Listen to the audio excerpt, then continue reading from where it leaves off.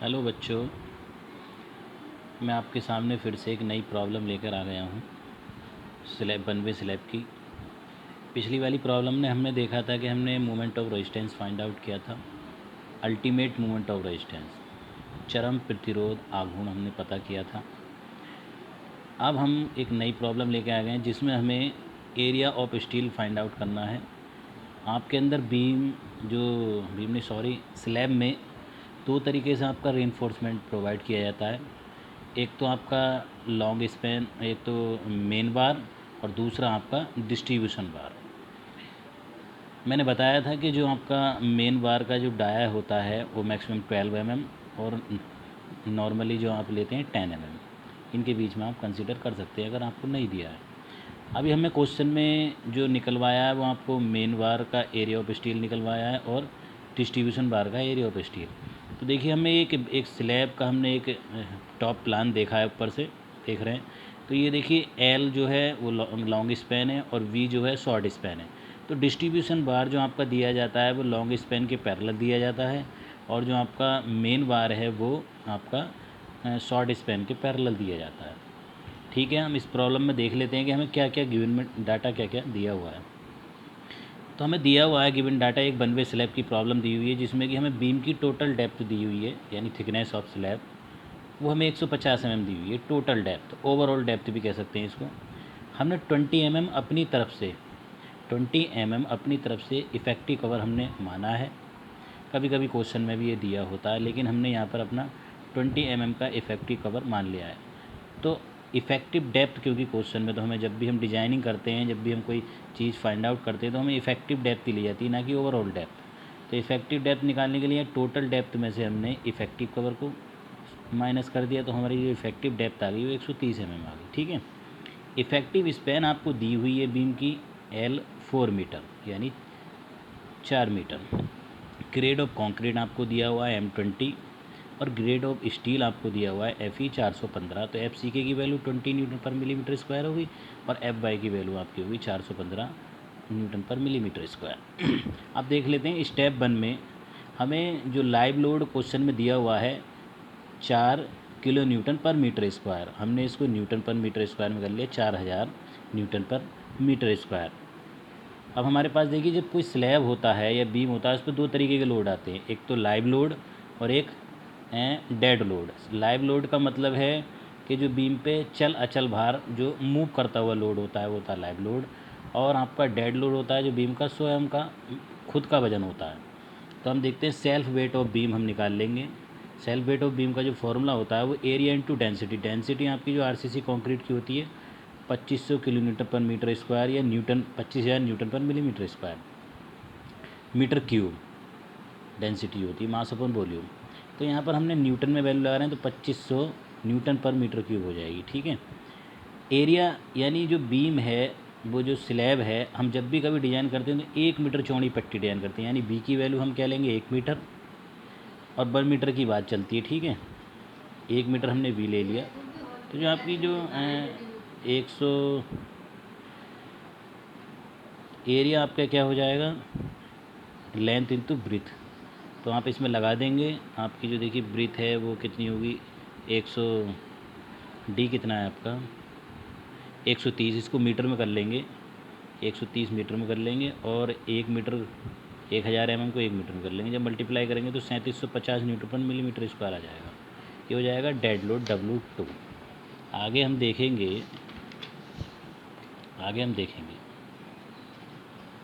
तो हम इन दोनों लोडों को जोड़ लेंगे, ऐड कर लेंगे।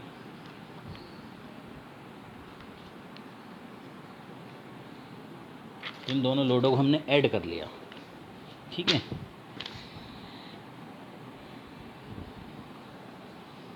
अब हमारे पास जो टोटल लोड है वो हमारे पास टोटल लोड जो हो चुका है इस टाइम वो 7750 न्यूटन पर मिलीमीटर स्क्वायर। हमने लाइव लोड और डेड लोड को ऐड कर दिया। फिर फैक्टर ऑफ लोड, ये अकॉर्डिंग टू IS 456 कोड के अकॉर्डिंग जो आपका जो सेफ्टी फैक्टर लिया जाता है कंक्रीट का वो 1.5 लिया जाता है लिमिट स्टेट मेथड में। तो 1.5 से मल्टीप्लाई करके हमारे पास 11,625 न्यूटन पर मीटर आपका जो लोड है वो न्यूटन पर मीटर लोड आपका आ गया है।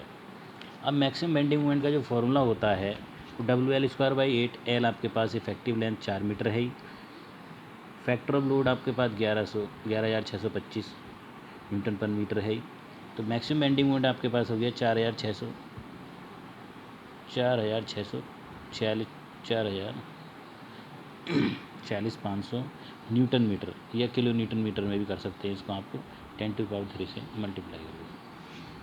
Limiting value of neutral axis, जो आपका फॉर्मूला है limiting value of neutral axis, limiting value of neutral axis according to code है, ये पेज नंबर 70 पे आपको मिल जाएगा। पेज नंबर 70 पे आपको कोड में ये मिल जाएगी वैल्यू। इस पर ये ग्रेड FE 415 के लिए 0.48D होती है, हर ग्रेड की नहीं अलग अलग होती है। तो XU मैक्स की वैल्यू 0.48D और D की वैल्यू 130 XU मैक्स आ गया।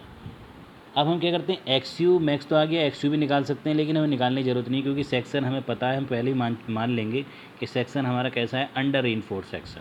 अंडर का मतलब है कि सेक्शन में हमारा क्या है, XU ग्रेटर देन होना चाहिए, XU मैक्स ग्रेटर देन होना चाहिए XU से, तब हमारा सेक्शन अंडर होता है।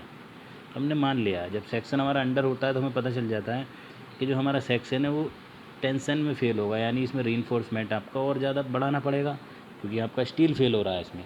तो हम क्या करेंगे, इसलिए मोमेंट ऑफ रेजिस्टेंस की वैल्यू जो आप लेंगे वो टेंशन वाला फॉर्मूला लेंगे, MU = 0.87 F/AST/D - 0.42 XU max. XU max की वैल्यू आप यहाँ से लगाएंगे 62.4 mm। तो यहाँ से आप लगा देंगे MU की वैल्यू। हम आपको पता है MD इक्वल क्या होता है, MD आपके पास आ चुका है, इसको मोमेंट ऑफ रेजिस्टेंस के इक्वल लगा देंगे।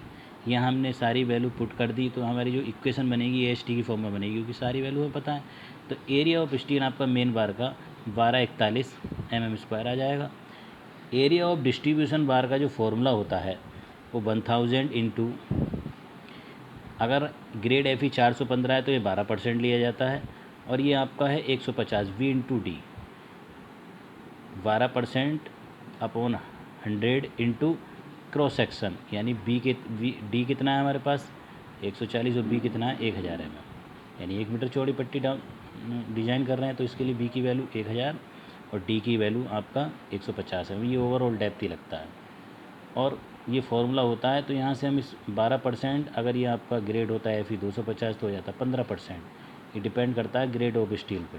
तो एरिया ऑफ डिस्ट्रीब्यूशन बार आपका 180 आ जाएगा। तो इसी तरीके से आपका जो स्लैब है उसमें 2 तरीके के बार प्रोवाइड किए जाते हैं, एक तो मेन बार, दूसरा डिस्ट्रीब्यूशन बार। आपको ये पता होना चाहिए कि आपका जो बार है डिस्ट्रीब्यूशन बार वो लॉन्ग स्पैन के पैरेलल प्रोवाइड किया जाता है, जैसा कि आप देख भी रहे हैं, और जो आपका मेन बार है वो शॉर्ट स्पैन के पैरेलल प्रोवाइड किया जाता है। मैक्सिमम जो डाया लिया जाता है स्लैब में, जो आप स्टील प्रोवाइड करते हैं वो 12 में, इससे ज़्यादा का डाया का आपका बार यूज आप यूज नहीं करते हैं स्लैब में। ठीक है, ओके, थैंक यू। वीडियो अच्छा लगे तो आगे भी बताते रहना बच्चों।